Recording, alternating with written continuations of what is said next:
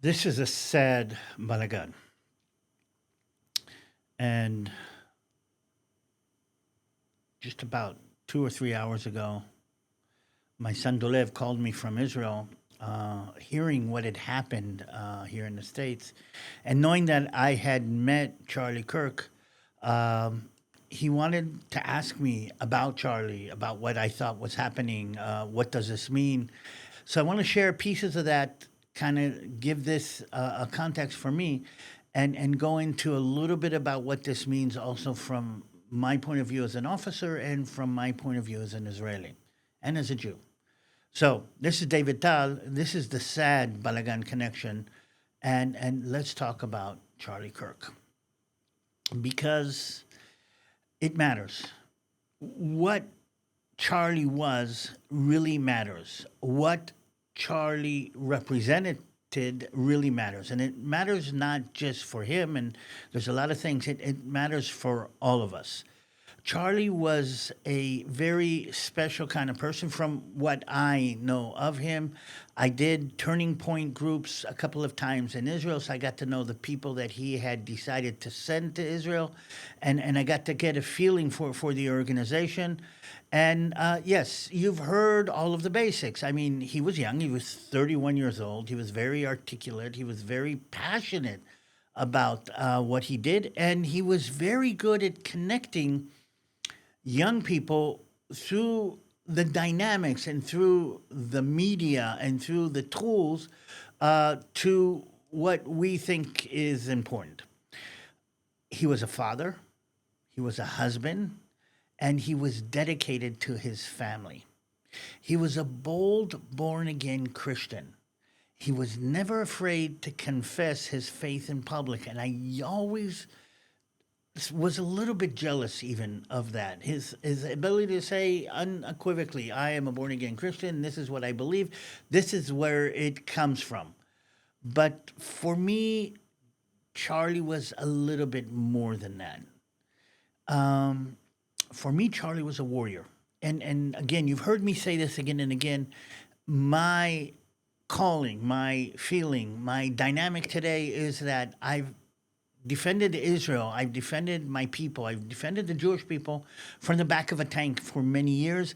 God has called me to the United States to fight this battle for Israel here.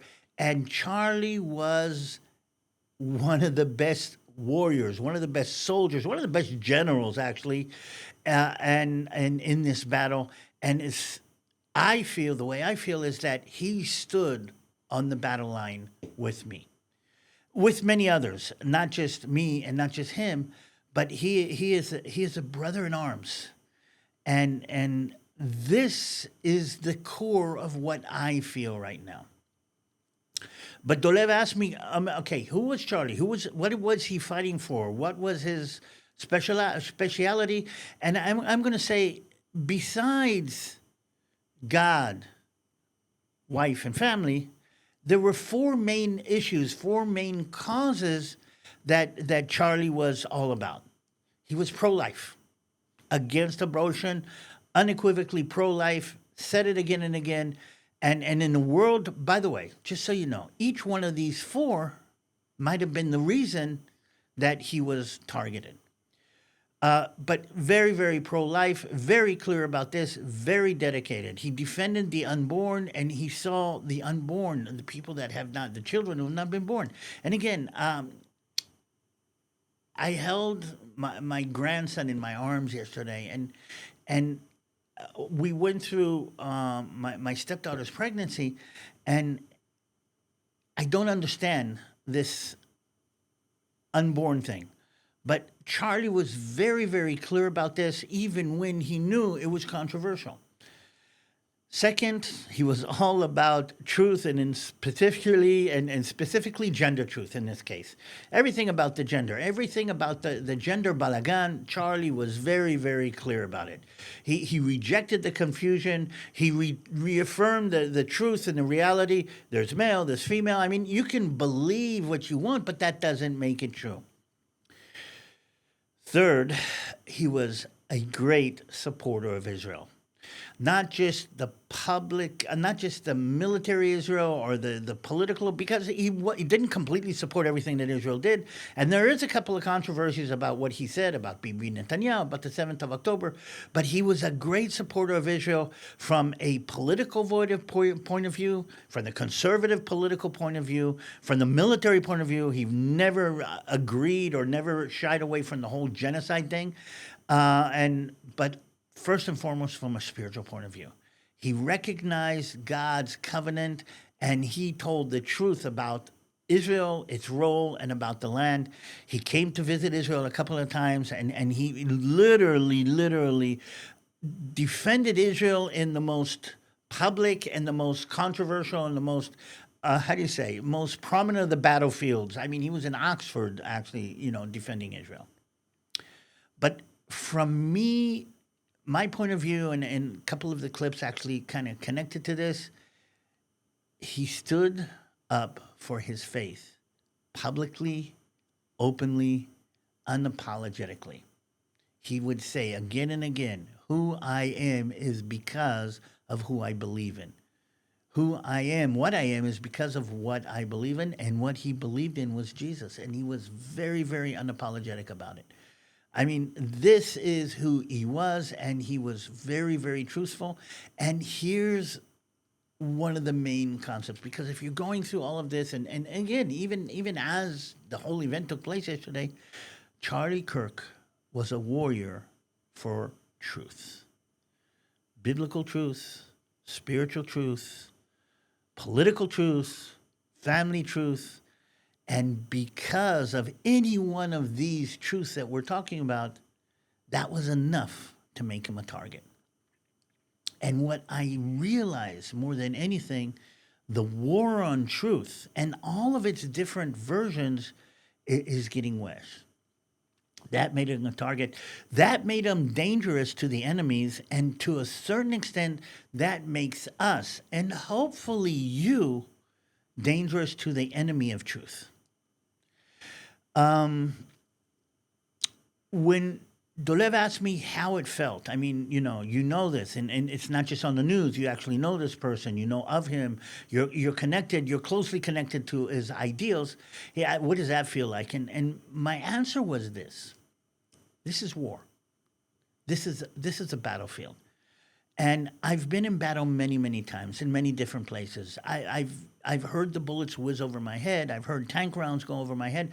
I know what it is like to be in the battle, and I've given order to attack. I've told my men, attack, and we go over the ridge, or I've said attack, and we come out from undercover, and you straighten up in a line, and you start moving towards the enemy, shooting towards the enemy, trying to hit as many of the enemy. But when you come out from behind the wall, when you come from being in a guarded place and in a secure place, in a safe place, you come out from out of the wall. You come out because you have to take the enemy on head on. You have to come out from your safety. You have to come out from your secured position in order to stop the enemy. And that is a feat of bravery. That's what we call bravery. When coming out from your personal safety and coming out and being exposed to the enemy sight and fire. I've done it many times. And when you do that, there's the expectation or the realization that once you can be hurt, but all of those who get up together with you on your left and on your right are actually facing the same bullets that are whizzing down in your direction. And you take in consideration that somebody might be hit. That's part of the decision that you make to get up and go forward. And when that happens, you can't stop. You cannot freeze. You cannot back down and go back. When on your left, on your right, you see that somebody falls, if you stop, the whole battle collapses. The whole line collapses. So what you do is you realize in your vision or on the TV live on Fox News, you realize that somebody that's in the line with you has fallen. You don't stop. You pick up the flag and you push forward until the objective is achieved. That's how I see Charlie. He was shoulder to shoulder with us in this fight. He was in a fight for the truth in all these different measures. He was in the middle of it, and he would be the first to say, if something happens to me, stand up, pick up the flag, and keep going. And that's something I thought I needed to share with everybody today. This is a battle. This is a spiritual battle. This is a political battle. This is a moral battle. This is a battle of civilizations. Call it whatever you want. But this battle is not over. And what we saw is proof that this battle is not over. And sadly, there are going to be those who will fall in the name of what we believe is right, in the name of what we believe is true. And the question for us now is, what do we do? Do we keep going as we did before? Do we press harder? Do we back up?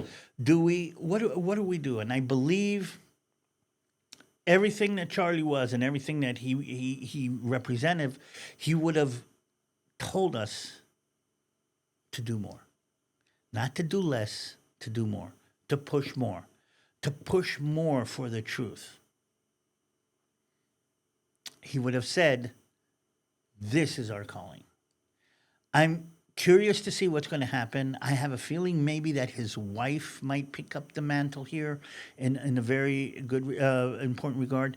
But this is, for me and everybody that is in this battle line with me, and you've seen me with some of the people here and some of you, okay, you have to realize that this is a battle that isn't over yet.